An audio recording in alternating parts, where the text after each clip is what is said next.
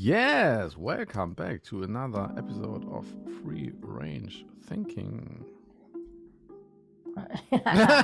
Yes.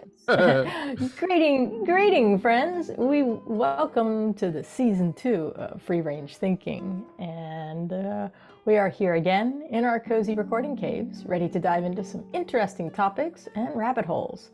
I'm Sharon.leigh.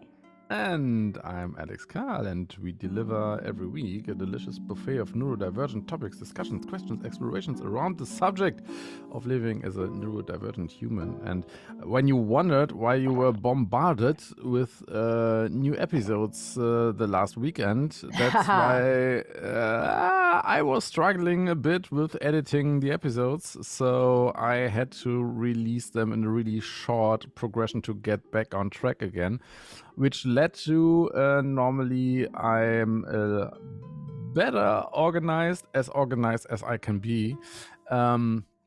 With that flurry of activity. Yeah, but last time it was like we were a little bit sick around here, and the whole days were off the last week, so I had to edit 4 episodes on one Friday night, and that was whew. I gave myself a little pat on the shoulder after that. So yes, I was clapping from afar. Yes. But so you can explore and celebrate with us how people like us can not only thrive in today's world but prosper. Because the world desperately needs neurodivergent humans to bring real transformation and evolution to mankind. Because we are the keys to the shitstorm of a one-size-fits-all world, and that is no joke. That is no joke, my friend. Yeah. I heard in the last 2 or 3 weeks. It's funny that I messed up the recordings that hard, because I heard several times, "Oh, how do you do that? You are so organized." And I was like, "I am organized? What are you talking about?" For example, what is this word, organization? This O word. What is this word you speak of?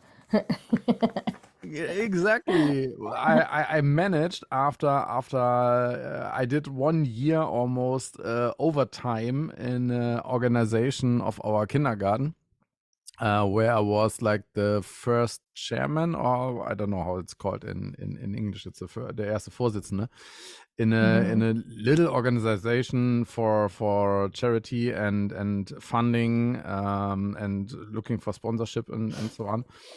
Which I did while our daughter was in the kindergarten, but now she's in school like almost 1 year, and I didn't manage to give somebody else the pleasure of doing that work because there was always something else. And we managed in Germany, it's a real legal act. You have to send out real letters to all the members of this little organization, which were like 50 members or so, and have to say, okay, we have a personal change, and you can come and you can say a veto if you don't want that, and you can check everything if the books are done correctly and all that stuff. So it was really a lot of work to send the invitations. It's really stupid because we know nobody comes anyway, but you have to send out this 50 or 60 But that's letters. what a democracy is, isn't it? Yes. Yes. And Agency, community agency. Yes. And then we sat together for 2 hours and voted, and so that was fun.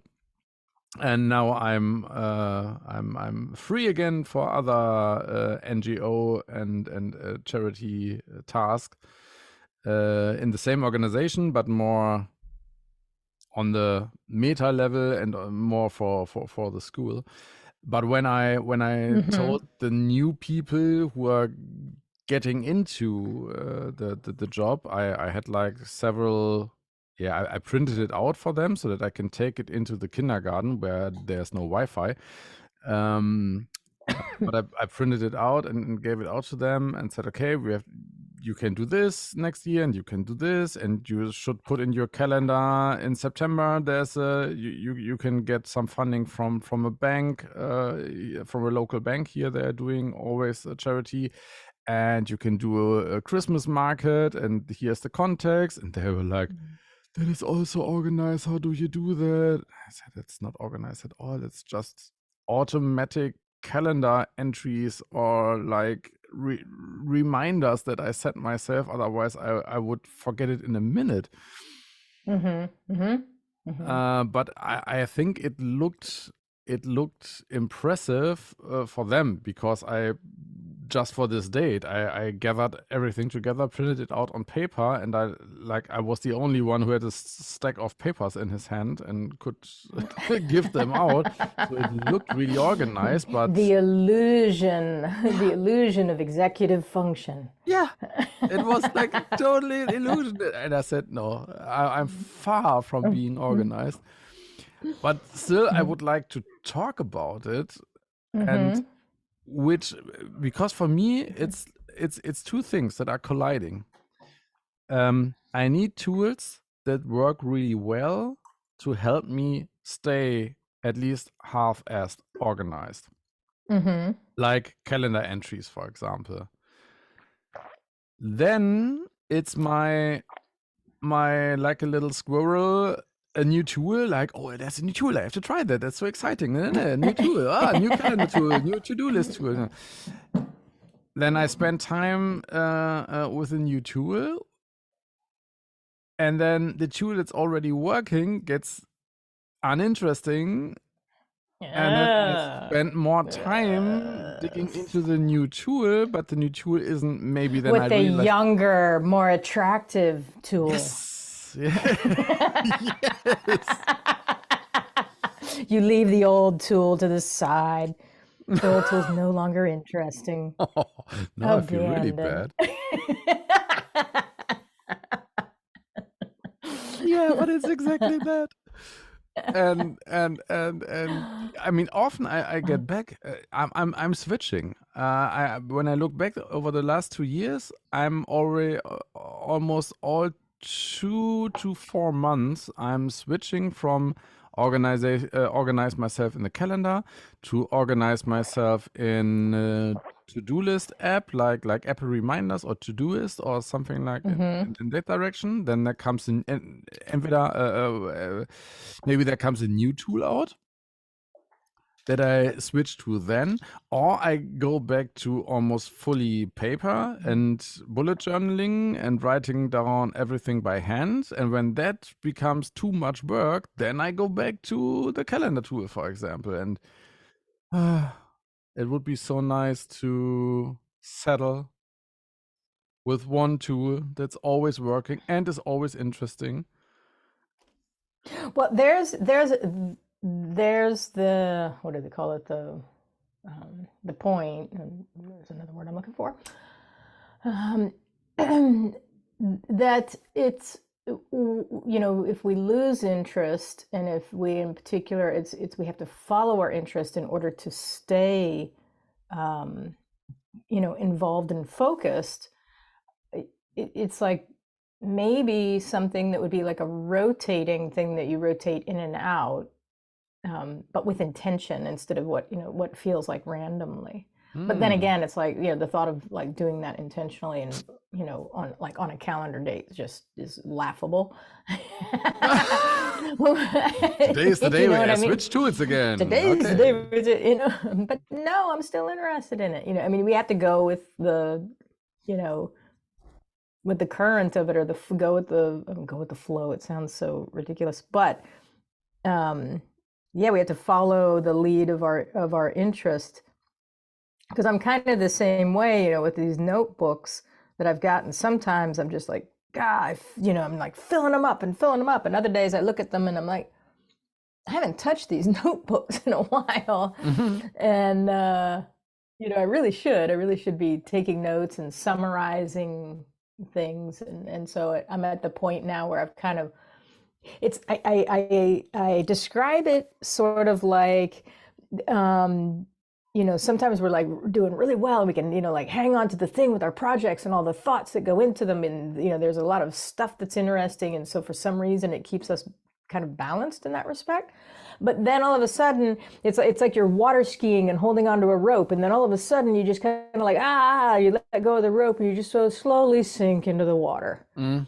and then it's like, and you have to wait for the boat to circle back around and Mm. throw you a line, and and sometimes you catch it, sometimes you don't, but sometimes you just gotta sit in the water, and float in the water and go, okay, the boat's gonna come back around. They know I'm here, right?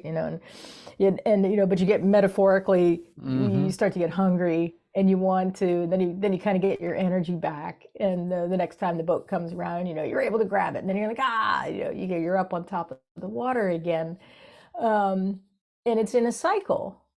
Because I can't, it's like and that actually is very natural. What's disconcerting is that when we lose the grip on the rope at a time when we really need to be hanging on to the rope, Mm. that's when it's disconcerting and uncomfortable. But most of the time is kind of the trick is to orchestrate our lives in such a way to allow for that, I just had um two things I yeah. remembered. The first thing was, okay, it totally the image of, or the idea of surfing. It's like Mm-hmm. the dreadful or the uninteresting part. I mean, I'm not a surfer. I've never done it. I just And know you it. don't play one on TV. I'm not a surfer and I don't play one on TV. And I don't play one on TV. No. But that's what I just had in mind when you were talking about. It's like the dreading paddling out, lying on your surfboard, and you paddle out, and it's really exhausting Mm-hmm. to get out in the ocean, and then you're waiting on your Mm-hmm. surfboard for the right wave, and then when Mm-hmm. everything clicks and everything works, then you can ride this wave, and then you are riding it almost in front of the wave and not on it, but you are almost Right. ahead of the wave. And when you Right. don't fall, then it's really, really cool. Mm-hmm. The second thing I was thinking of was a situation with the line.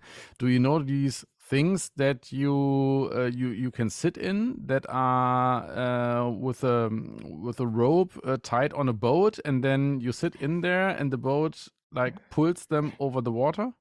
Right. Right. I Right. can't really swim. And when I visited friends in Canada, they had their cottage, and I always thought, oh, it's a cottage. It's like a little wooden cabin, really cozy, and it was like a, I don't know, 400 square meter villa in the forest. Uh, In a cottage. at the lake, and they had two boats at the lake, and they tried to make me to go in this thing, and everybody was in there, and the kids were in Ah. there, and I was like, nah, I passed. No, hey, we've got a safe vest, this rescue vest, this air vest you put on it, so you're not going Yep. to drown. Like, oh no, I don't like water, and I have to take off my glasses, because when my glasses Oh. fell in the water, then the whole vacation is done. And yeah, we keep your glasses. No? And like on the last day, I said, okay, I do it one time. Thing was, Okay. thing was, I sat in this thing, and I thought like, okay, there were other guys in there, guys that were much heavier than me, and Mm-hmm. it felt uncomfortable. It felt like I was way too heavy for this thing. Uh-huh. But I thought, okay, the other guys were in there as well, and they are like way heavier than me, so really buff guys, and I thought, okay, it has to work. The thing was, on this day, only the kids were in this thing. The kids that were like weighing 30, 40 kilo and not 90 kilo. And the thing Yeah. was losing air. And it wasn't Oh. really Mm-hmm. sitting on the water. It tried to go It was in the underwater water. all the time. So it was Oh. pulling me underwater and the water was splashing in my face all the time, so that I was like, felt like waterboarding or something like that, because I couldn't scream, I couldn't breathe, and I had to. I managed to put my hands in front of this stream of water to get some air, but then I almost fell off this fucking thing, and until they realized something is not working back there, and I really feared for my life. So when you were talking about a boat that comes out with a leash on it, was like, no, I'm not going to. No, thank you. I go on an island and wait on the boat for the boat there, but I'm not going into the water and wait for a boat in the line. No. You're gonna hang out at the cocktail bar at the cabana. Yes. Yeah. Yeah, that Wow, was. that's a really uncomfortable story. Yes, I can imagine. No, I imagine it's like scary if you don't like being in the water and you don't like something like that. And it's like, do they notice? Do they notice I'm in distress? You know. It was like you get a really strong a water hose, or really a firefighter's hose, and somebody is splashing you in the face with that for minutes. Yeah. It was like that's unpleasant. Like minutes long, at least for me it felt like minutes long. I got this water in my face, and that wasn't really Doesn't sound like so nice. Fun.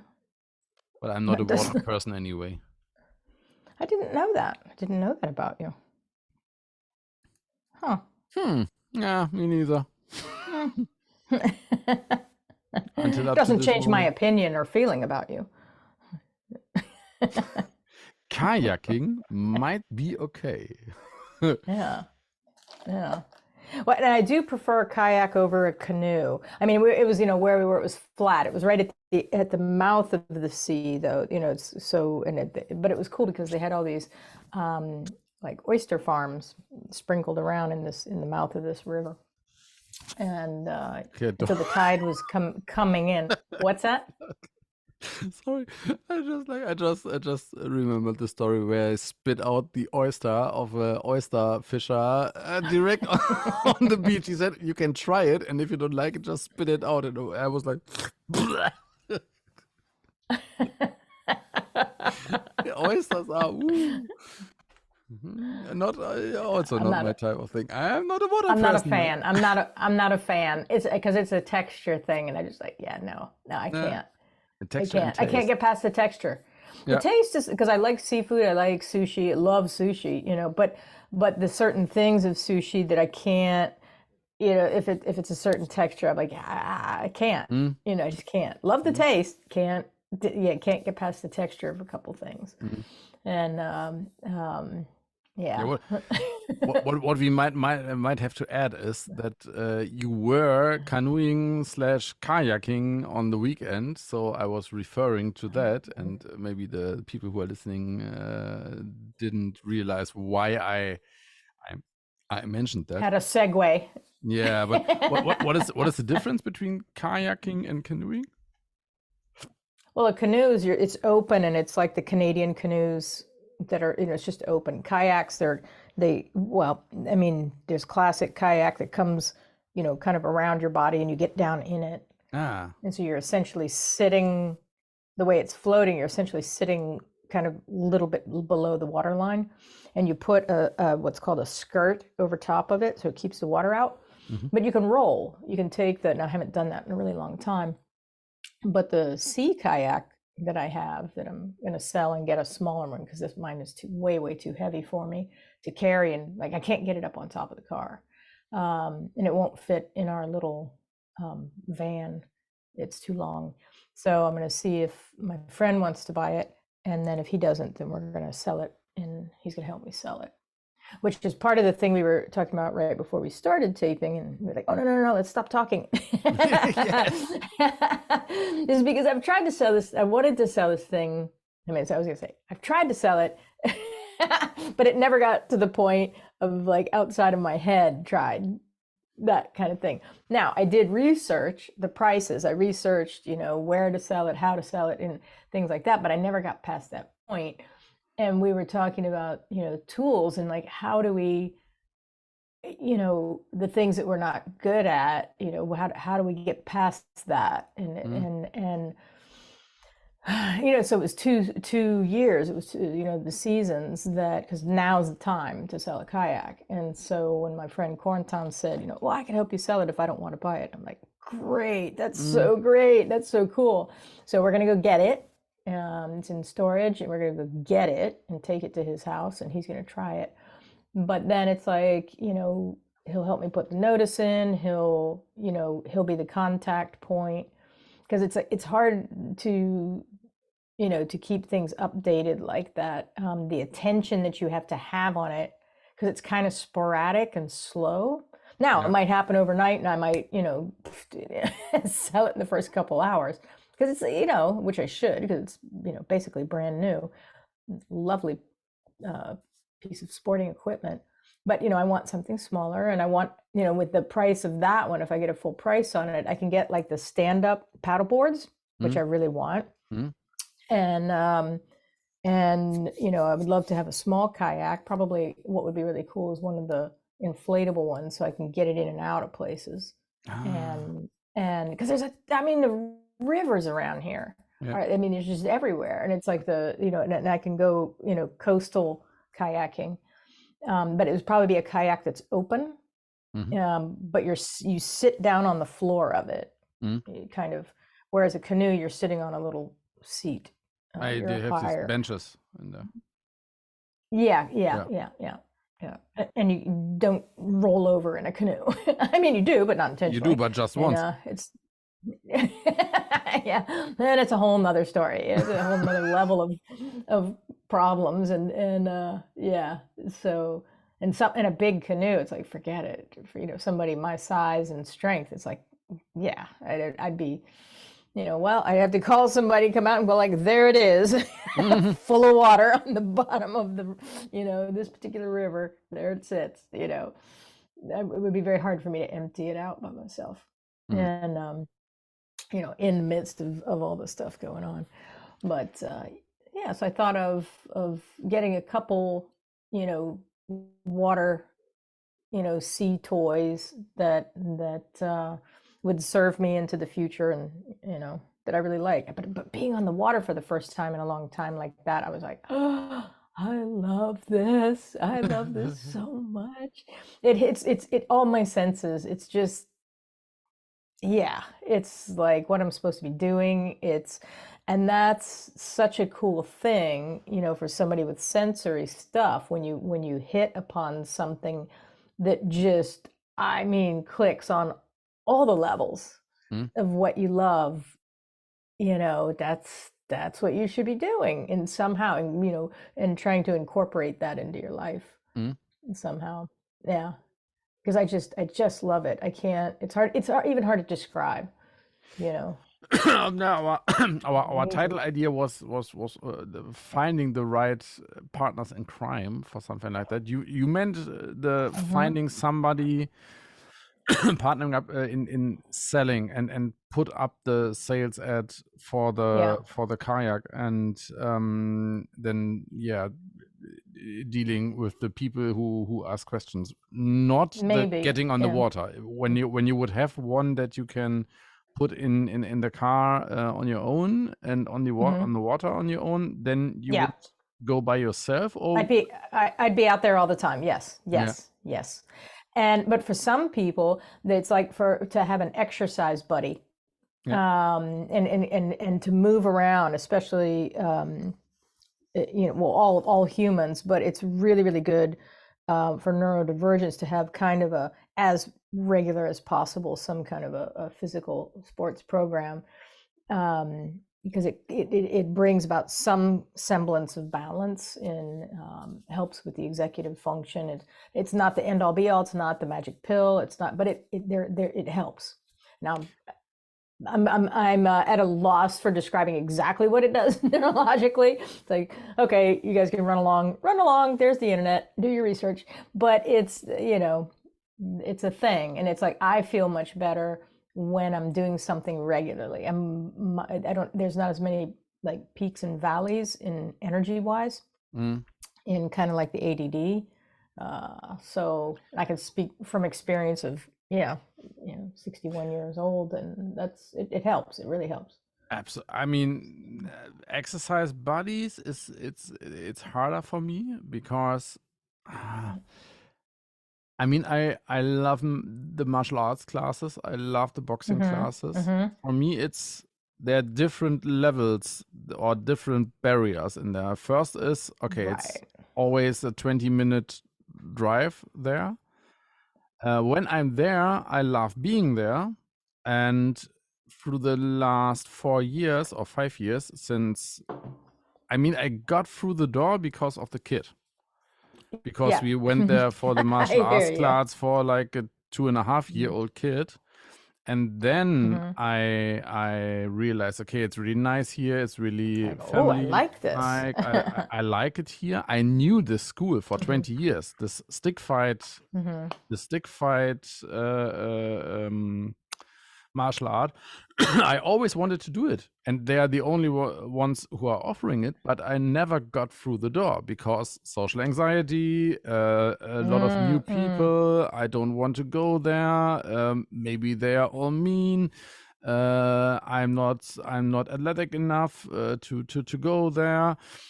So those were a lot of things. They are off the table now because they are all nice. I like going there. I've already made a lot of friends there, but still getting away from the computer, for example, getting away from, I mean, it's not the Yes. being at the Mm-hmm. computer. It's like being in a project that I also really, really love and doing that Right. and getting away from that, packing my bags, drive 20 minutes, go there 1.5 hours The for the class, preparation. Yeah.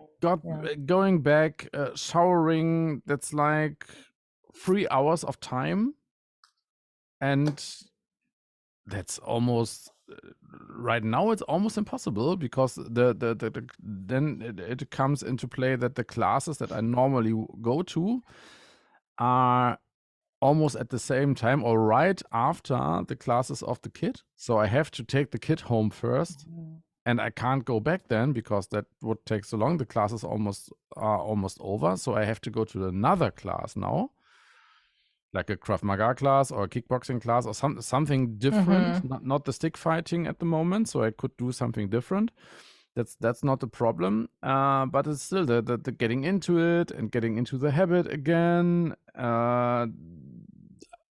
And every time I do like 1.5 hours of sport, I need almost a week to recover from it because I didn't do that much in the last year. Ugh, Yeah. getting back Yeah. into that is really hard. Yeah. Physically, and then all the ADHD and interestingness stuff and other things are interesting as well, and motivation and the social anxiety and all that comes into play, and it makes it so hard. And having somebody who says, "Okay, I pick you up at that time, we go Right. there, Right. Right. no excuses," that would be Right. so helpful. Yeah, and with Quantum, because he's got, he lives closer to the sea than we do. I Mm, mean, we're like, I don't know, 15, 20 minutes away, but he's like literally almost right there. I mean, we mm, do have to drive with the car and certain places on different rivers, but he grew up around here, so he knows every place to go. And he's like a certified, you know, river guide, yeah, and it's like, fuck, okay, life has put this in my path. It's like, okay, I'm paying attention, yeah. so it's like whatever he offers, he's like, well, whenever you want to go, just call me. And I'm like, deal. Deal. And so this season is going to be water season for me, Cool. and I'm super excited about it, because it's like you said, it's like, just call him up and go, okay, let's go, because he's a real outdoorsy guy, and so he's always ready to go. And that's having somebody like that in your orbit for the, just kind of, I want to say by accident, the particular sport that you like to do, and that it's a good fit. It's like, I'd be a fool. Mm. So that's kind of how I look at it. And it's like, okay, I have to take advantage of this at this phase in my life. And he's got a girlfriend in Italy. And so he's over there, and work, and because he can work remotely, but, he goes to Italy months at a time. And so it's like right now he's here for like a month, then he's gone, and then he comes back for another month. So it's like, okay. Okay. So in my head, I'm like, okay, this is what I want to do. I want to absorb, cool places to go, and where I can take whatever little craft I end up getting. But like, what are the places that I want to go and to be. And I could imagine for him, it's also nice to have some kind of accountability buddy or water buddy, so that he really goes in that month that he's here as well. I could imagine that otherwise. He goes by himself. Like, he gets up in the morning and goes swimming in the ocean over here, and it's cold. He's like, yeah, we can do that. And I'm like, not going to happen. Not going to happen. Bye. Yeah, don't be calling me to go swimming in the ocean. I mean, if I go swimming out here, it's like in August, and even then it's cold. It's cold over here, the water. It's crazy cold. It's like the East Coast in the US, because we're kind of along that same, meridian line, I guess. But but the way the waves are, and the way that the tides are and everything, it is cold. Yeah. Because you're sticking out. It's not like a flat coast. It's we're sticking out a bit, the nose of France, as you say. And but yeah, no, it's like August is when I'll What's the normal temperature in, like, I don't know. July? Cold. It's cold, and then right now it's fucking cold.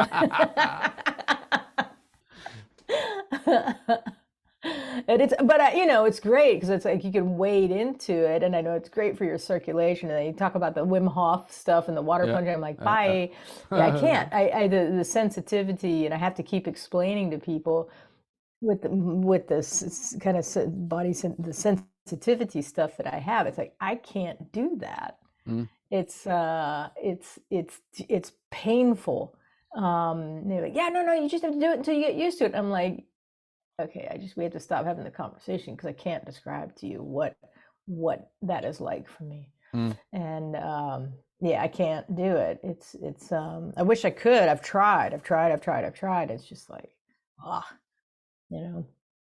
but I can wade in up to a certain point, but the middle of my body just can't. I can't. Yeah.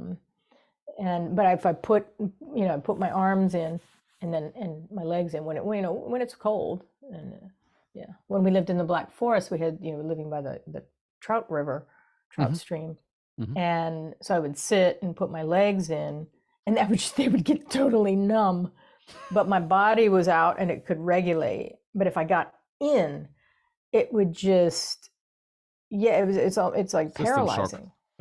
Yeah, oh, definitely. But it's like my body can't regulate, it's just, I've been that way. Yeah, but you just have to, and I'm just like, okay, shut up. Yeah, I'm just wired differently. And so I just, whatever. So I don't try and explain it. And I know people listening to this are like, well, all she has to do is, and it's like, nah. I'm still Tell it to somebody else. I'm still struggling with that as well. I mean, it's some days like cold shower is okay. I can do that. And some days it's like hurting. It's like pain. And do you know this Kneipp bassins or these Kneipp pools? Kneipp was a. What is that? Well, I know what a Kneipp is. No, not Kneipe, not as in. Not like a bar or not cafe. The German bar. No, Sebastian Kneipp was okay. No. German. I don't know. Was he a monk or a doctor? I don't know what he exactly was, but he experimented or. All over Germany, there are in parks, for example, in open parks, there are these Kneipp pools or Kneipp bassins that are for putting your arms in the cold water, or rolling up your pants and then walk through them. and it's called Right. Kneippkur. It's yeah, good Yeah, for I like your that. good for Love that. your immune system, and good for the Yeah. circulation and stuff like that. And I tried it in 3 different places Mm-hmm. already, and 3, no, 4 or 5 different places. And every time, Mm-hmm. I mean, my girlfriend and even my daughter are standing in there and saying, "Hey, it's cool, it's so funny, it's so nice." My feet cramping, and they hurt. I don't know why, but Yeah. Yeah. it's such Yeah. an unusual pain when I'm standing in cold water. Mm-hmm. Yeah, I can't describe it. It's just a No, form I of get you. pain I that get I you. a form of pain that I don't experience in any other situation. Yeah. And I don't know. It's just in these thing when I'm completely in the water, then it's okay. When my whole body is in there, then it seems to be okay. But just the feet, or just the feet and the lower legs, it's like hurting really bad. Strange. Yeah. Yeah. Was describing to Corentin yesterday that it's he says, yeah, but you warm up when you get in that thing. I mean, it's like most people do, I'm guessing, because that's what they say, they being like whatever, the people who are into the and people who've done all this research. It's like, yeah, you'll warm up, and it's like I Yeah. don't. And for example, it's like in the, if the temperature in the house or whatever, if I get cold and I crawl into bed and my feet are like ice, Mm. which is like always, and and it's like, so I'll put socks on, and if Mhm. I don't put the socks on, my feet don't warm up, And you and it can wakes sleep me then. up. Yeah, It's I go, I you can't can. sleep. I Yeah. can't sleep. And they never warm up. I have to put the socks. I have to wake up and put damn socks on. And, it's like my wife Lydia, she could, she could be ice cold. Of course, I'm like just like over in your zone of the bed, no touching me until you warm up, because she's like, because she would take a cold shower every night before bed if she had her way. I was like, you can do that, but then then run it hot and get back underneath it so that just your skin, because I just but it's like she'll be ice cold, and then within like a minute and a half, her entire body's hot. Mm. I just don't. That is so foreign to me. Mine doesn't do that. Yeah. So my regulation thing, I don't know if it's a thyroid thing. I don't know, but I've had all the tests and stuff like that, because it kind of, those things you see on online where it's like, doctors are baffled, and doctors were perplexed by, such and such, and woman's condition baffles doctors, and yeah, I mean, but it doesn't hurt me in any other way. But it's like, no, I have to be careful about staying within a particular range of temperature. Yeah. And so it's not fun. It's not fun, to be, to be cold and wet and Yeah, cold, without for me being able to neither. get, For me neither. yeah, It's I mean, no. I realized at one point that for me it's definitely a thyroid thing, because my Oh, right, thyroid right. was removed 17 years ago, and since then I feel the cold much more intensively, and I'm freezing Okay. much Mm. quicker. Uh, Hmm. so several years ago, I read that when you have cold feet, you normally you can't sleep, because Right. I it can't sleep. it sends like a signal to the brain that Mhm. you could freeze to death, so you are not going to fall asleep normally when your feet are Yes. cold. That's what it feels like. I'm gonna die. I'm gonna Yeah, die. that's I mean that's like Easily fixable. it's like the fight or flight as well. It's a really Yeah. Yeah. primal sensation that yeah, gives your body the signal you shouldn't sleep now, because maybe you don't wake up anymore when you sleep now, Right. Right. Right. because the primal senses don't realize you are lying in a warm bed and everything is going to be fine and your feet are going to warm up at some point. It's not going to work. And so I started, at least in the wintertime, I started to put on socks, or sometimes two per feet, or takes Not two. Like that two. I would put on maybe two. As if you put on one sock and it works. For the pair. Sorry, I'm just. Sometimes I put on a Of course pair you put of on socks, two. and Of course you sometimes could put on two. I put on two pairs of socks when it's really cold. But I don't like the sensation of having socks on, so I can't sleep either until the feet are warm enough so that I Yeah. can take them off. I Yeah. have to It be surprises really, me really in the tired. morning. Yeah. It surprises me in the morning when I wake up and my socks are off. And I don't remember waking up and taking them off. Because I'll wake up in the middle of the night and kick them off. They have to be loose enough that, Yeah. that I can like remove them. But, and what's funny is that it is when it's hot, when the weather is very hot, I can't sleep with blankets on my feet at all. My feet have to be out. And that regulates my body temperature. Interesting. I Yeah. always have to be completely wrapped in sheet, even if it's 45 degrees outside. Yeah. I can't Yeah. sleep I'd have to have without a sheet. something over my body, Yeah. but my feet have to be liberated. Yeah. The regulation, the temperature regulation, my feet are like temperature regulators, I guess. I don't know. Yeah. Maybe I have thyroid cells in my feet. Feedroid. Toroid. 5 feet. Toroids. And that's really interesting. So when you were talking about setting up the Craigslist ad, or how is it called? It's not an ad when you sell something It's private. no, well, it's a local paper here, but it's all over France, and it's called Le Bon Coin. It's the but big how coin. is it called? The ad that you put in the paper? It's like What do you mean? how is it called when you put on this sales offer? How is the sales offer called? Well, they have like, Craigslist. you sell everything in there. It is like Craigslist. It's Yeah. they have everything in there for sale.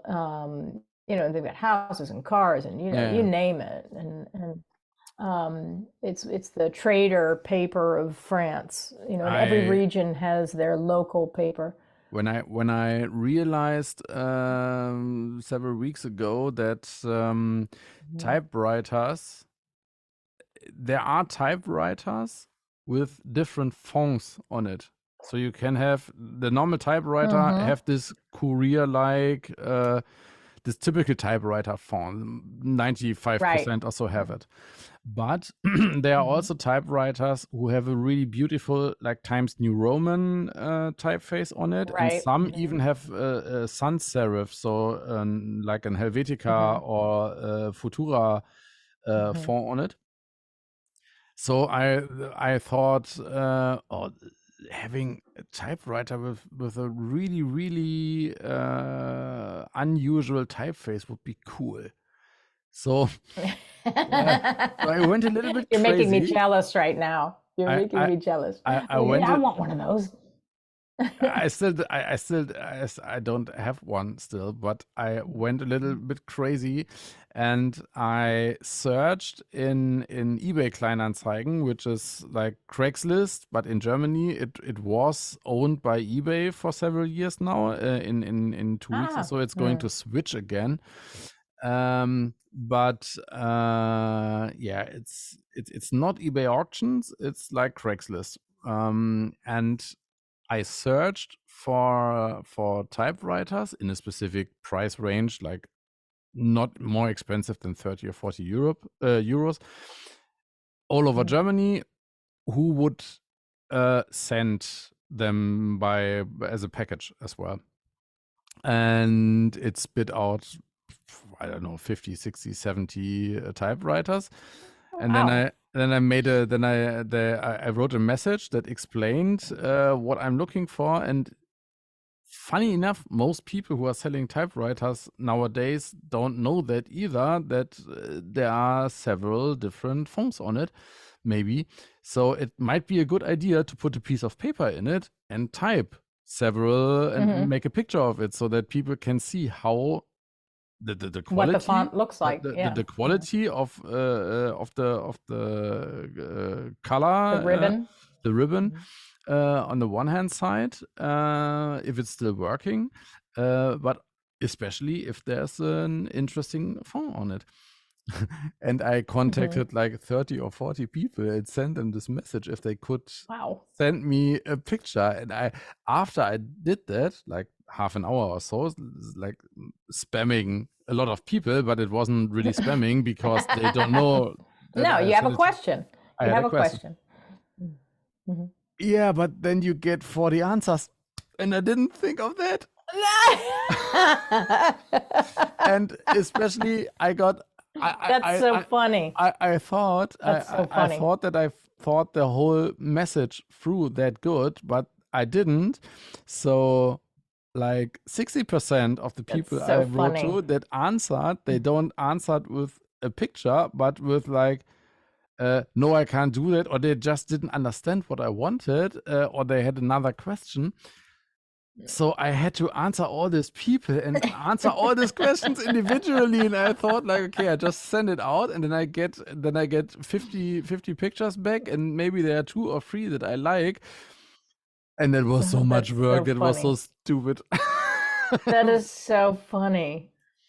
That is so funny. But in the first moment, it seemed like such a great idea, and I thought like, okay, I write this 50 people, and then maybe I get 2 or 3 of this really rare typewriters, and maybe they are worth a lot, and maybe I can sell 1 or 2 of them again.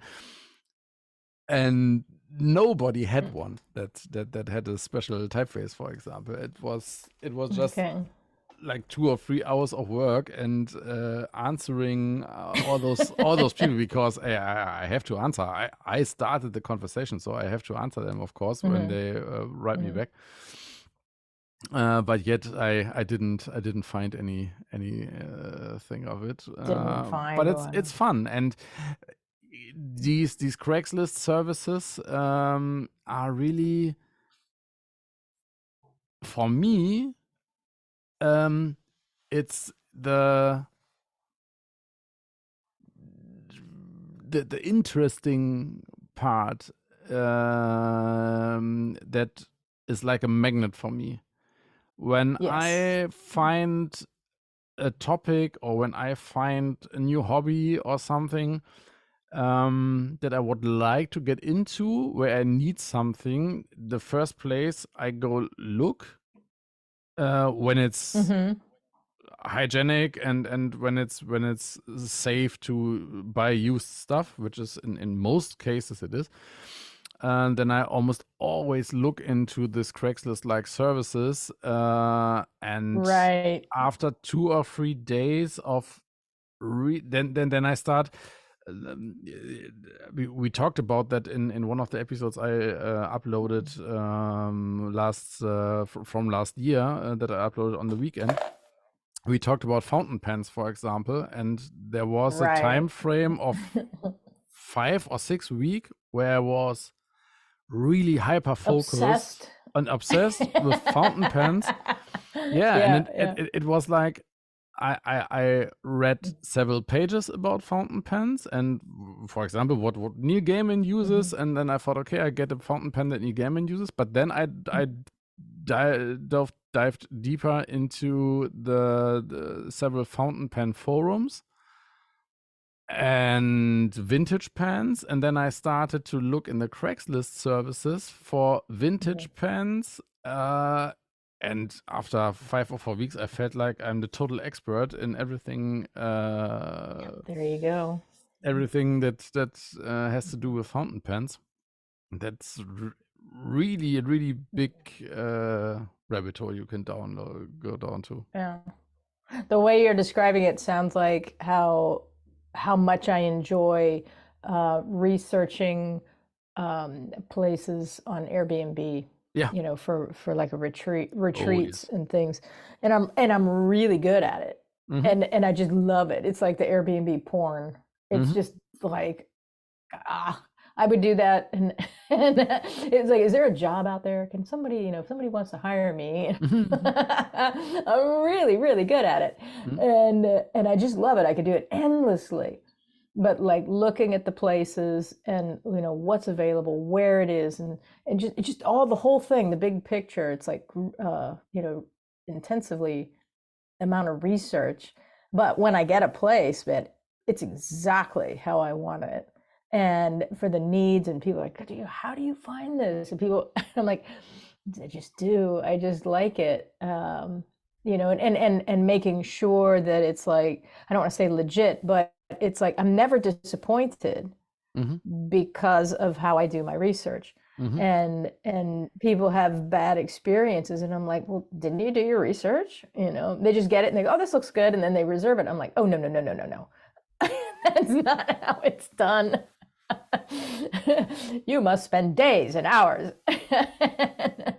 You know, is it like the French say, if somebody is like naive, or they call them, you know, it's like, young player, you know, and I love the term.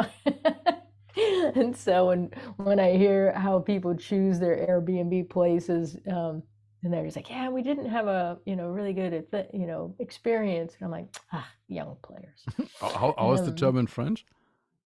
I forget because we say it in English, so I Uh, don't know what it is. okay. Yeah, I know. I forget what it is in Yeah, but French. this, I mean, you Young players. you get so much experience, or you can get so much Yeah, experience in such a short time, right. and I guess, yeah, most people don't do that, and No, no, but it's what interests us, and then it's like yeah, it seems trivial, but it's like, wow, the experience, and then doing it, because I've been doing that since I'm gonna say, you know, Airbnb arrived, and I just I didn't wasn't doing it when they had it at couch surfing. I mean, I did a couple times, but it was like, meh, the thought of like being in somebody else's house, you know, as an introvert, it's like, you know, it's like I want my own place. There has been a couple times where I've reserved rooms in people's houses. It's always a little bit strange, but I have to be ready for it. You know, I have to be. I kind of. It can be cool. It's you know, a really good experience, but it's rare when I do that. mm, Um, but if I did it, you know, and the couple times that I've done it, it's like the people weren't there, and I was really disappointed. They were like, "Oh yeah, we got called away, so you know, you had the place to yourself." I was like, "Oh," because I had totally psyched myself up that's to yeah, but having to be social, that's and for me, so that's the funny. reason why Mhm, what makes Airbnb mhm, so cool. When we did this in mhm, 2010, when we did this tour around Europe, we tried mhm, to do it with couch surfing, because one part of mhm, the idea was, a friend of mine, he did 80 days around the world trip, literally 80 days around the world trip mhm, with couch surfing. Um, so he only used the couch surfing platform to travel mhm, around the mhm, world. And I thought, oh, that's a really cool idea. We can use it for the trip in Europe as well. Problem was that couch surfing wasn't that reliable at that moment, and we were right, right. going. Mhm, It was clear that we were going every day 250, 300 kilometers on the coast of Europe mhm, for 50 days. mhm, So I had, either way, I had to had have planned the whole trip beforehand and made all the couch surfing appointments that might have worked, but like writing somebody over the platform for, are you there in 3 or 4 days, most of them didn't mhm. realize or didn't look into their emails and wrote us back like a week later when we were gone 1,000 kilometers further. So yeah, of course you can come. And so no, I needed this Mhm. mail like a week ago. And with Airbnb, it's much more reliable. And you can much easier Yeah. say, okay, do you have time, or are you there in 3 days? And people are much more professional on Airbnb. And my best experience was when I visited Silicon Valley, and I was living with Oh yeah, well an that's the artist. epicenter. Yeah, it was an artist couple in Cupertino. The Cool. I chose the wrong city. I didn't realize that Cupertino is right at the south corner of the Silicon Valley. And to go to San Right. Francisco or to go to any other town like Palo Alto or Mountain View or so, you have to drive north. And Right. in Right. Cupertino, there's only Apple and nothing else. I always had to drive an hour to get anywhere interesting. But the two were really, really nice, and they had two beds they rented. One had already for 3 months a developer from Adobe, and he taught me a lot, and he told me a lot where I can go and who I could talk to. And I just had a couch. The funny thing was, I had a couch in the living room. So Okay. sometimes somebody had to walk by when I was sleeping also. Yeah. How Uh, long were you there? 10 days or 12 days. Oh, 10 days. That's a The, long the, time.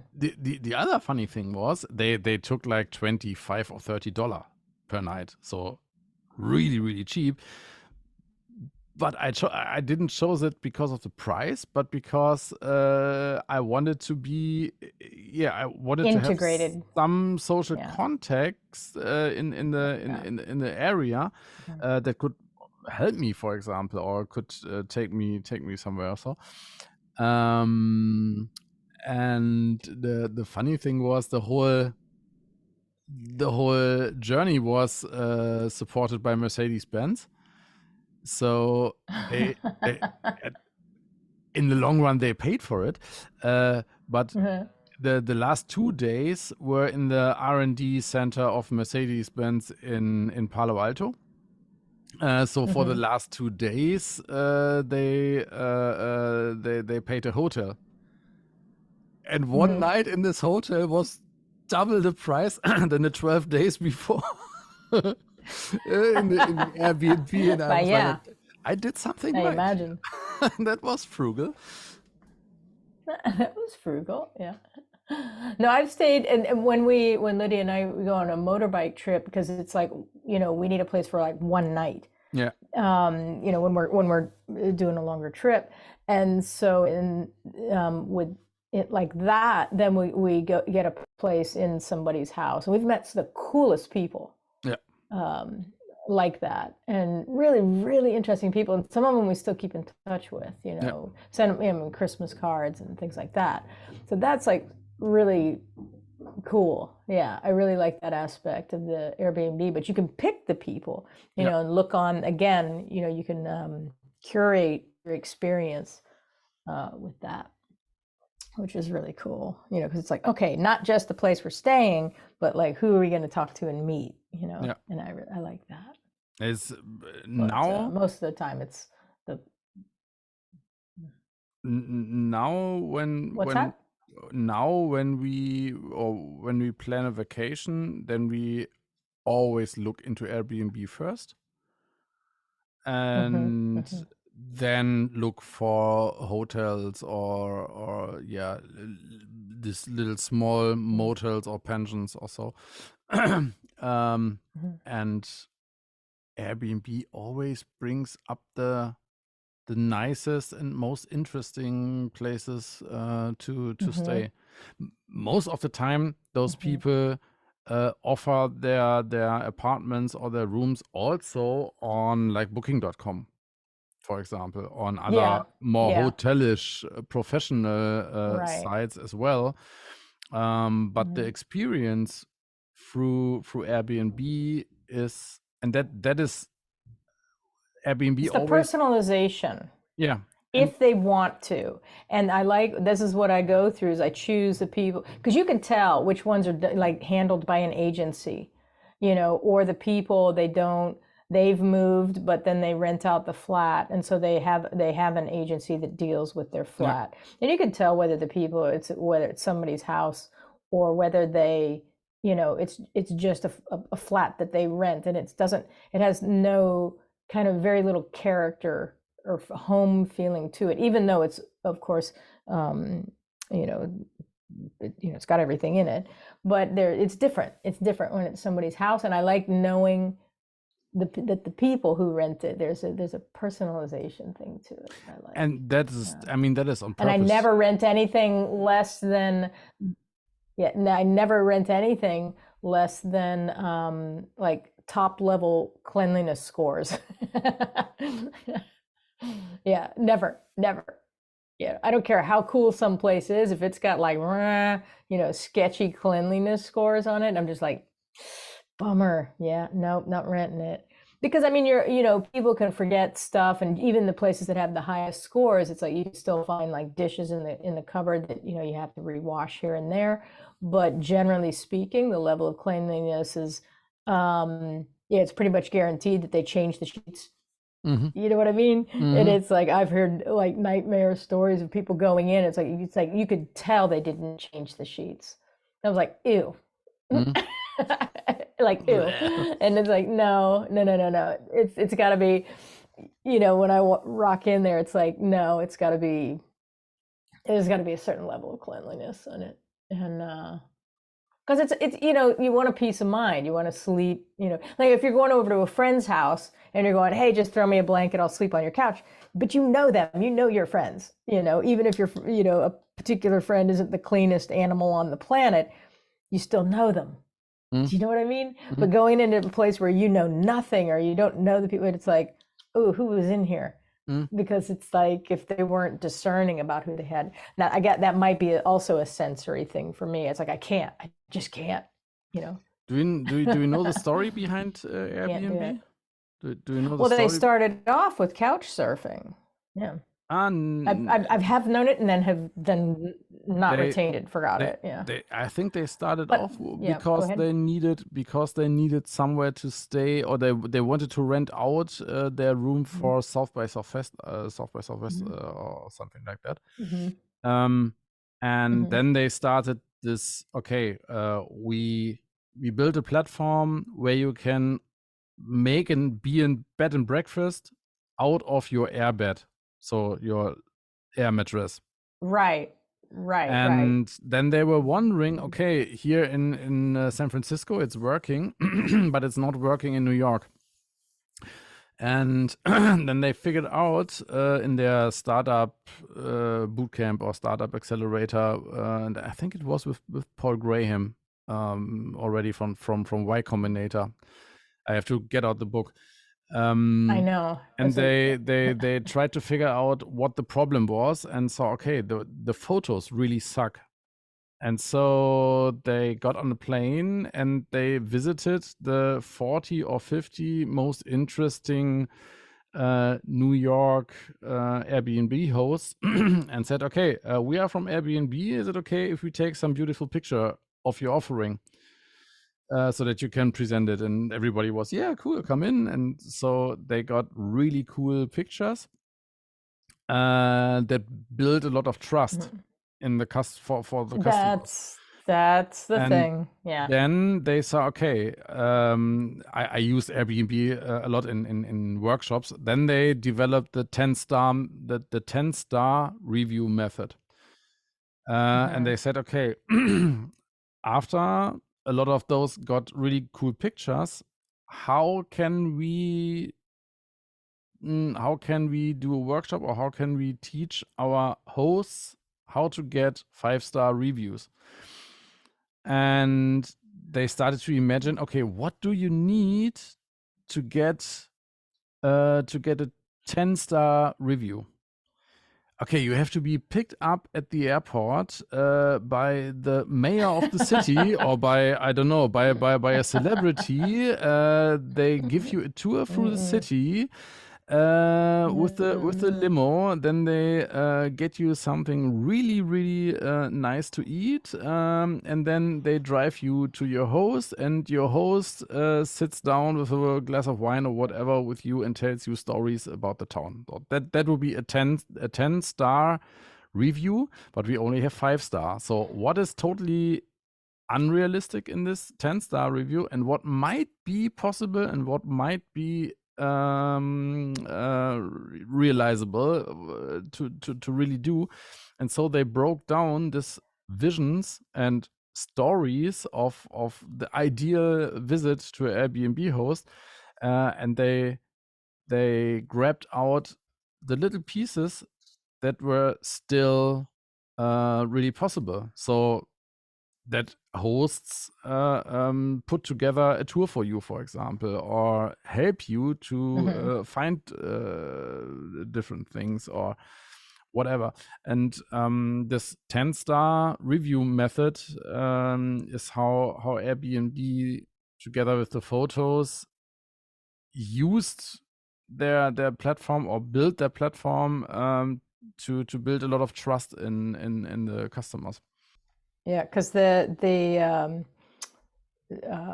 there are certain criteria that I always look for, and some of them, if they don't have attention to that, sort of like when entertainers have a writer on their contract, and they'll say, like only blue M&Ms or something in the dressing, in the dressing room, in the green room. And they say they don't do that because they like to have blue M&Ms. They do it to see if they're attentive to their needs. I remember. And so that with the Airbnb thing, you could tell if they're attentive with these ads. Or I mean, I can now because I've been looking at them for so long, and it's very easy. And it's like and the thing that makes me laugh. So if anybody has an Airbnb, it's like either listen up or I apologize. But it's like I'll be looking at it and I look at the photographs, of course. And if there's like only like 3 to 5 photographs, I'll be like, I probably won't. I probably won't rent it because I'm like, because okay, why maybe would they show the things, or they'll show the thing and they won't. Well, this is what you think of, and it's like, but it's like you got to show the things that I'm going to be using. Like they'll say the kitchen, but they'll take one shot of the kitchen from an angle, but I can't tell, like what kind of stove they have. I can't tell anything, or they'll take them at night with the windows closed. Like, why wouldn't you, I don't care if it's up against, because I've rented ones that are like, it's up against another building. So you're looking out basically on a brick wall, but don't hide it, this type of thing.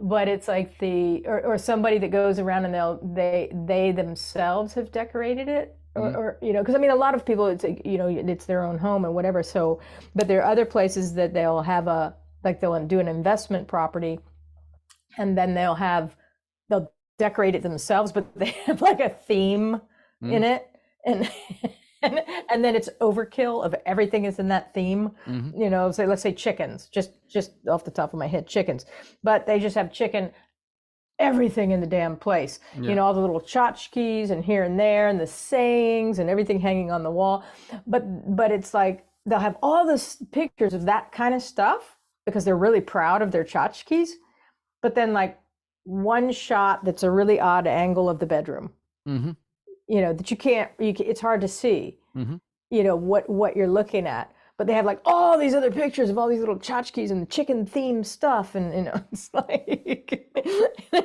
and I mean, it's funny because it's like, I know I'm not going to rent the place, but I'm fascinated. Yeah. I'm fascinated by how people present the thing. It was like, did nobody tell you how weird this is? And I don't know, like, what are you selling here? It's like somebody's gonna have a chicken fetish and that's my place, that's the place I'm renting. I kind of giggle and I look at it from a number of different angles, but it's there's a lot of comedy in it as well. It's like, did you not think about this? Or they'll take pictures. You could tell, you would think they would be new, but, also the people who are new, they'll put them in, I'll take my pictures, but they won't like clean up stuff in the background. I'm amused. I'm amused by the whole thing. I realized that. So welcome back. Welcome back. Alex had his call, and Sharon had a bio break. Yeah, bio break.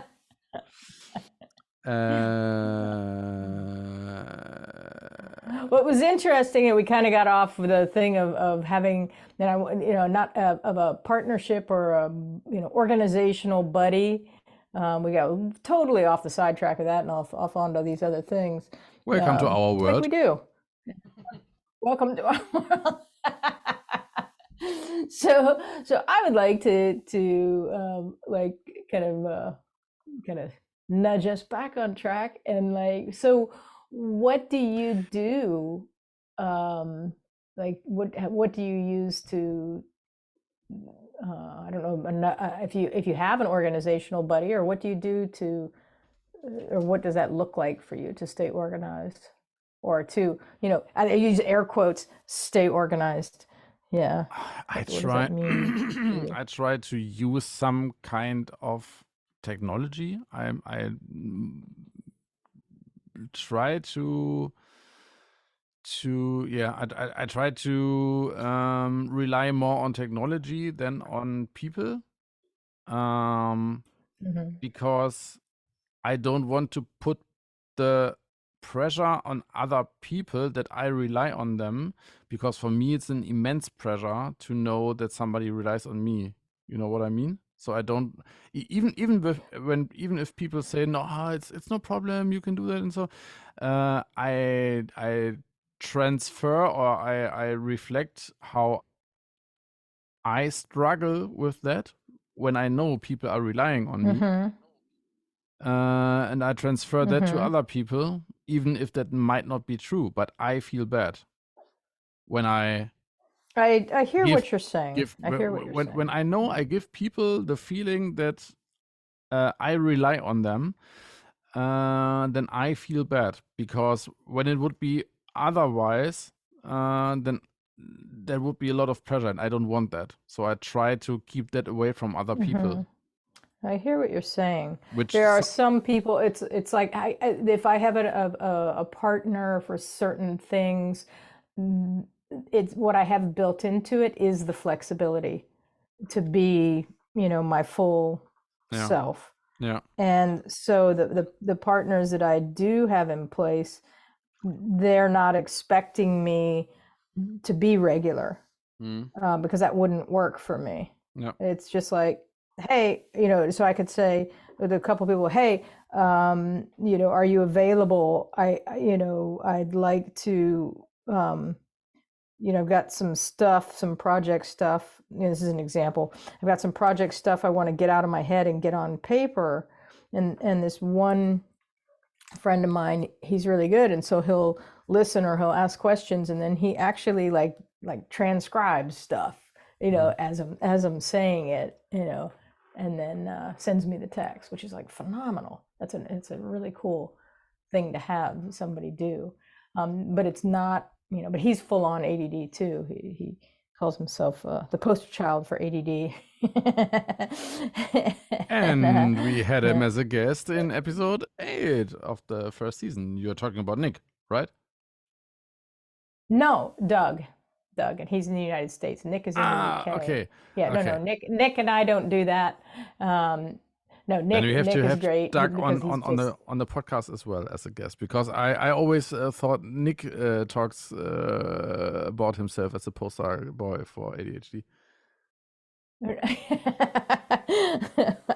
I have a few friends that like that, Okay. so it's funny that they think that they're like the person that could represent, like typical ADD stuff. And yeah, but so it's other neurodivergent people generally, because people who aren't, the neurotypical people as a buddy system, it just kind of doesn't work. It's very rare. There's a woman who I do the writing stuff with, and she actually works with neurodivergent kids, and so yeah, we talk all the time. But it's, she's a good sounding board as well. But I don't really ask her the things like that, like tasky. organizational stuff.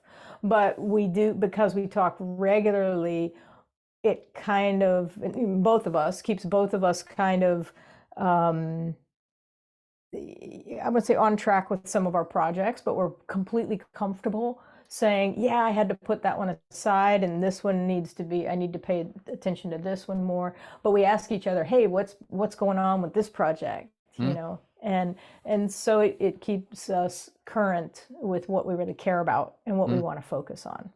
And that's nice. So I have actually, you know, a handful of people that I do that with on a fairly regular basis. And so while the content is not like, so what are you doing? Where are you now? And it's like, so they don't do that for me. It's just the thing of like, you know, hey, let me talk about my project a little bit more and get it, you know, move it, keep it moving farther ahead. And so having to be able, having people around me that I can discuss things with in a non-judgmental manner is like everything. That's everything. So I can highly recommend that for people who are neurodivergent. And it's like, but it's got to be people who are absolutely non-judgmental. You know, because as soon as I start, if I'm around people, as soon as they start going, well, you know what you need to do, and I'm just like, okay, you know, I've got to. This isn't going to happen very many, you know, it's not going to happen again, because I can't, that doesn't help me, you know, with somebody, you know what you need to do, because from their perspective, it probably looks like that. But it's like, I like people who can ask questions and help me draw myself out of myself, or, you know, help me get out of my own way. Yeah. Yeah, it is hard. Sometimes it's really hard for me. I work on myself not to be okay, here's what I wouldn't say, you know, this is what you need to do. I wouldn't say that. But in several, I mean, when somebody asks me for my expertise, what you say to me is, you know what might be helpful?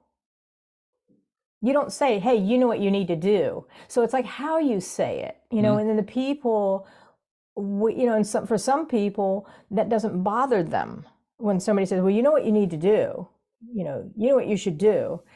A lot of times that doesn't bother a person. Generally speaking, it does. Most of the people that I talk to hate it because they've been told that their entire life, you know. So it's kind of like, you know, it's like, I know what I need to do. You don't tell me what to do. But you don't do that. Yeah, I learned that. Your wording is different. I learned that, I would say, in most part through our conversations. For example, I like being told what to do because almost everything in my life I had to figure out myself. I'm really good at figuring things out myself, but I know it's a lot of work to figure out things out myself.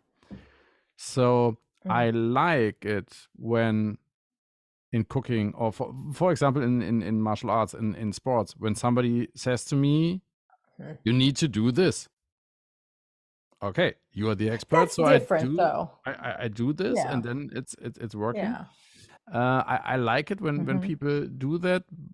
I need to know that those people are really experts. If somebody randomly says you need to have to do this, and I know this person has no idea what they're talking about, I can take them seriously. But right. If somebody is a real expert in a field and says, I try to I try to overhear the wording. I like it more if somebody say, it might be helpful if you would do this. Have you tried? Yeah. You know, have you tried? But I know that it's hard for me to work on that as well, because like 5 years ago or so, I would be like, yeah, you just have to do this. Do it like I say, 1, 2, 3, 4, 5, the steps, and then you're good to go.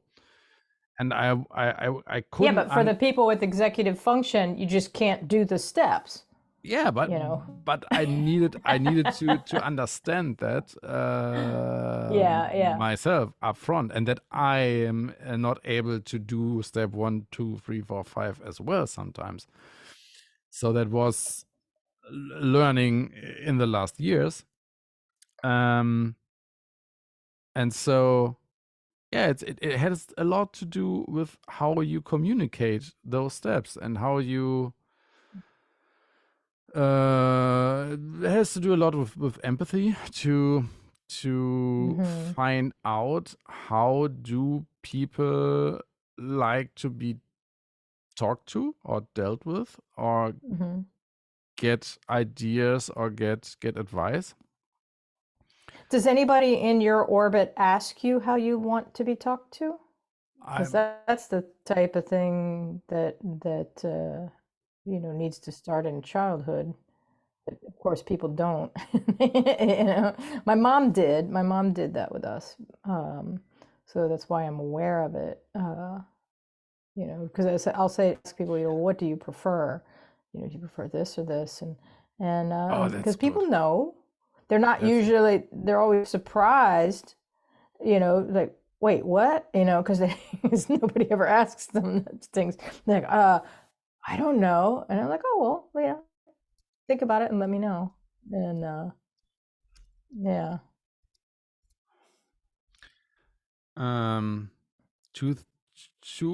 Three thoughts.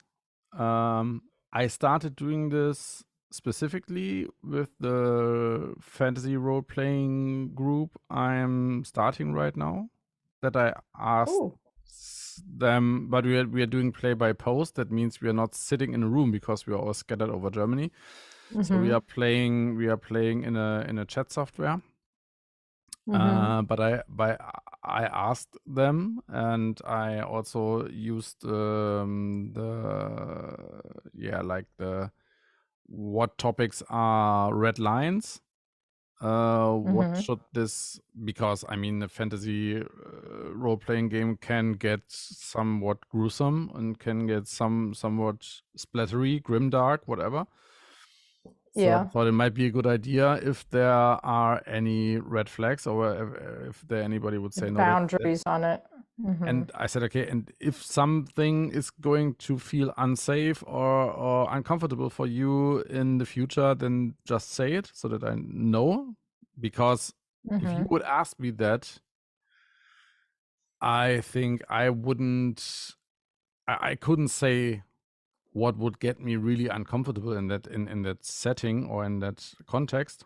But knowing that I am always able to say, okay, today this is a red flag for me, or that's today a bit too much. This is Yeah. that would. What?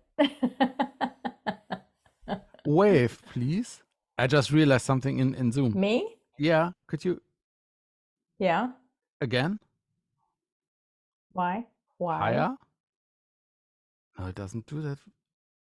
Higher? Oh, you're talking about the hand that showed up in yours. The gesture. I just hold up my hand. Yes! Excuse me, people. I just realized when you are on a Zoom call and you hold up your hand, then there's a little timer down there. And when you hold it long enough, I hold my hand up. Now I get a timer. I know that's a thing. I know that's a thing that's happened in other. And then I don't have a timer. It automatically raises your hand. Sorry that I got derailed there, but that was just too interesting. Because I just were waving my hand, and suddenly I raised my hand in Zoom and realized, oh, there's an automatic function for holding up your hand. Yeah, it's the hand emoji. In the role playing group. Don't know what he's talking about. Yeah, the hand emoji. In the role playing group, I asked the people how they want like me to talk to them, and especially with the kids, I'm getting more and more sensitive about that. Like yesterday, it was Sunday, and it was the clean your room day again. And my The girlfriend, clean your room agony day. yes. My girlfriend was in her, okay, there's so much to do, and wasn't really impatient, and was like, you have to do this now, and if you don't do this now, then you don't get this, and blah blah blah. And I said, okay, she's 7.5 years old. She just doesn't know how to clean up a room, and she has to learn how to clean up a room. It's like when I throw you a new computer there and say, set up this computer now, or otherwise you don't get any screen time today, you wouldn't know what to do either. So we have to help her, and we have to say, okay, we do it together and teach her what are the best strategies to clean up a room. Otherwise, it's not going to work. And I mean, her room is full of stuff. That's our fault. Yeah, but her room looks so messy, and her room is so full of stuff. And I say, yeah, that's our fault. It's not that she goes in a store and buys a lot of stuff. It's we didn't protect her from relatives giving her gifts all the time, so that they pile up in her room. And now we have to deal with it. But telling her, you have to do this now. And is she the first grandchild? Is she the first grandchild? Yes. No, for my dad, yes, the first and the only one, and for the others, no. But it's still Okay. She just got, especially when she was little, then she got a lot of stuff, and now it's regulated a little bit more. Yeah, but it was so irrational. She was like, you're not allowed to buy her magazines anymore. And I said, yeah, I know, we don't buy kids magazines since 6 months or so, but she still has them, and she just got a new interest in, because now she can read, and she pulled out all her comics and all her magazines and was really reading them, but doesn't have the habit of putting them back. So I said, we have to teach her, and I helped her clean up the room. And yesterday in the evening, I said, okay, before you go to bed, please take this and this and put it back, and to take the books and put them back. And now it was just 3 minutes, and if we do this every night, then it's not going to look that messy anymore, and then it's not that overwhelming. Do you It becomes understand a this? habit. It becomes a habit, and it's not like I don't clean up for 2 weeks and then I'm totally overwhelmed, and it stresses everybody out. And she understood that, and she said, yeah, that was really quick. And said, yeah, when we do that regularly and every time, and when we can establish a system, that's also something. My girlfriend invented a system how her room should be organized. Yeah, she has a system. I said, no, she doesn't have a system. You put a system on her that makes sense for you. But you have to ask her how she wants to organize her room. Otherwise, the system is never going to work. Yeah, but she has to have a system. So yeah, but she has to invent the system herself so that it makes sense for her. You just put stuff in different drawers, and you thought this through 5 years ago. But she knows that the stuff is in there. Yeah, she knows that the underwear is in this drawer, and other stuff is in this drawer, and t-shirts are in this drawer. She knows that, but she didn't invented the system, so it doesn't make any sense to her. It doesn't make any sense to me either. I would do it completely different. Yeah. And so, but it's like giving kids agency once they get, but you could start really, really young and say, where do you want this? You might say, what would you do? How would you design the room? That's too much. But like, where do you want this? Do you want it here or here? And allow them to understand what making the decision, and then they feel empowered. So instead of giving it like open-ended, where do you want it? Yeah. And this is the thing I was trying to describe. It's like my mom did with us. She wouldn't say, what do you want for dinner? She would say, do you want, peas or corn? Yeah. And you get, the fact that you get to choose the, the part of the dinner seemed like a big deal when you're a tiny, tiny kid. Yeah. But she wouldn't say, "What do you want for dinner?" It's too much, that kind of decision making. But then you build on it. It's You even too build on much for that. me. And so asking a kid, okay, do you want this over here or do you want it over here? Yeah. Yeah. Yeah, and I mean, when you're Yeah. cleaning up But I your room think and you're that's why, like, luckily, yeah. luckily, As I say, luckily, because my mother did that, that was accidentally um, like a huge, huge thing, mm, for my ADD and my organization without really knowing about it. I can look back on it now and go, okay, that's why mm, I can be as organized as I am. I came up with my own system and I trust myself of how I want things. And my stuff is very organized. It can, I can, things can get messy, but I don't like it to because then it's very, very difficult for me to get it back. mm, So I kind of don't let it get out of that, a particular level of organization. But when people come in my space, they're like, wow, your stuff is really organized. But it's like, it has to be. It has to be because I have a lot of art supplies. I have a lot of, things like that, and tools and art supplies and things. And so it's like it would be complete chaos if they didn't all have their place. mm, And it feels good to be able to look at them because generally my thing out of sight, out of mind. So my stuff is visible. It mm, has to be. mm, And so I can't have it be chaos because then I can't think straight. mhm. And a lot of times, if I start to make something, I go into the studio or wherever I'm going to be working, and I kind of organize it a little bit, and for some reason that's kind of like a warm up Yep. to what I'm doing. Yeah. It's not cleaning; it's the organizing aspect of it And that fits. And now it could be that this is because it's not OCD, but there's something about it that things have to be in their place in a certain way. And if somebody comes and moves something and makes it a little bit off, I'll notice instantly. I can leave the room and I can come back, something will be moved and I'll notice it. It's mm, it's a little bit crazy like that, but it's the I don't think so. I yeah. mean, it's So things have to have their place. They have to have their place, or I can't. It's hard for me to focus on my stuff. Yeah. for me, it's a little bit like when also work, especially workplace.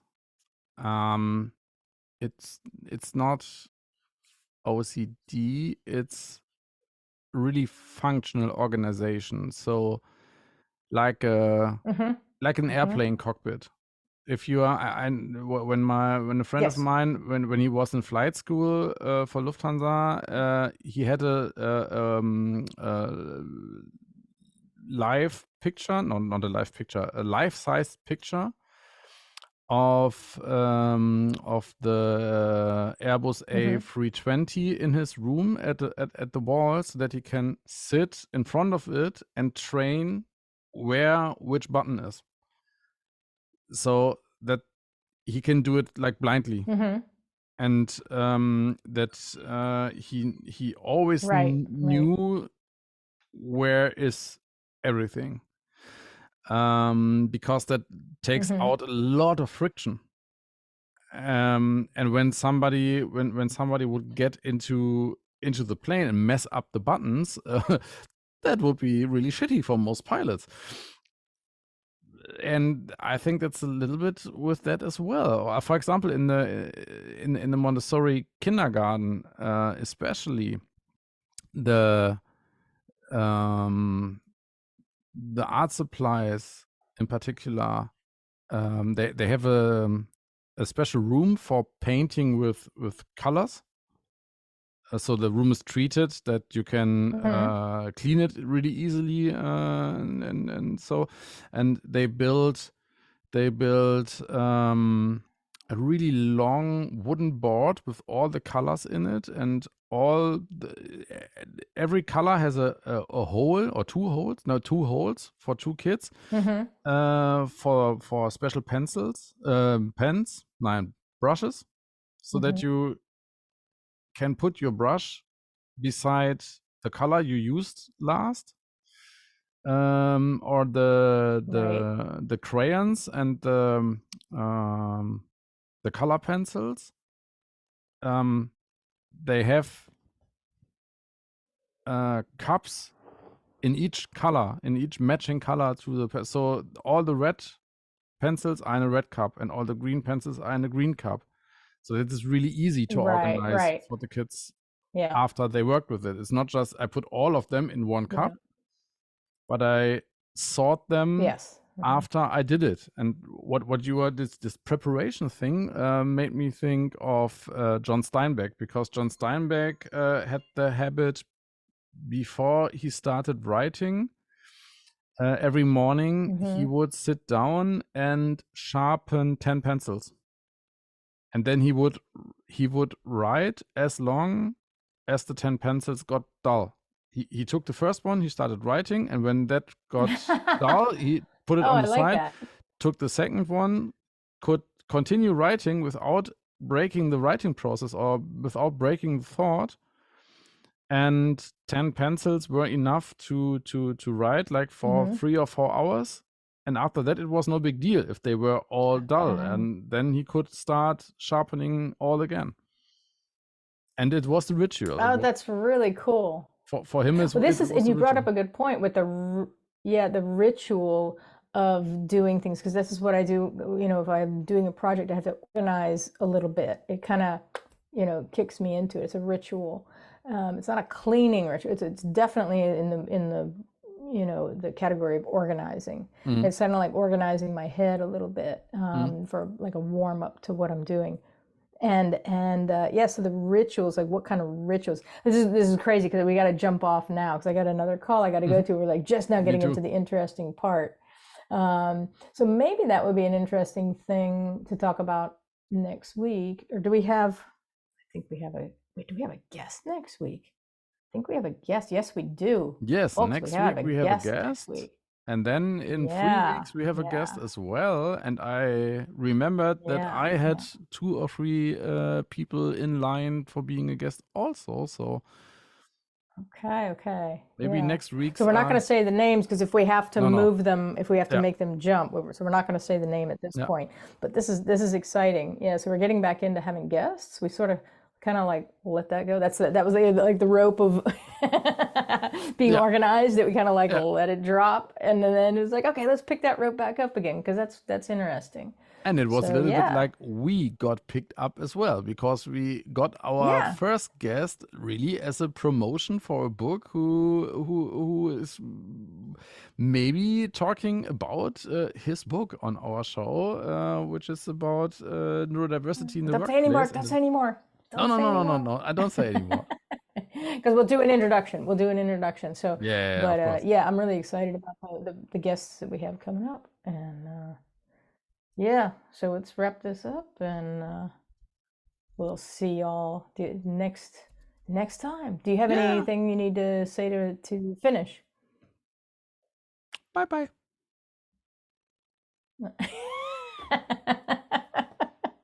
Cool. Bye. It was a blast. See you. Bye. Have a good week. You Bye.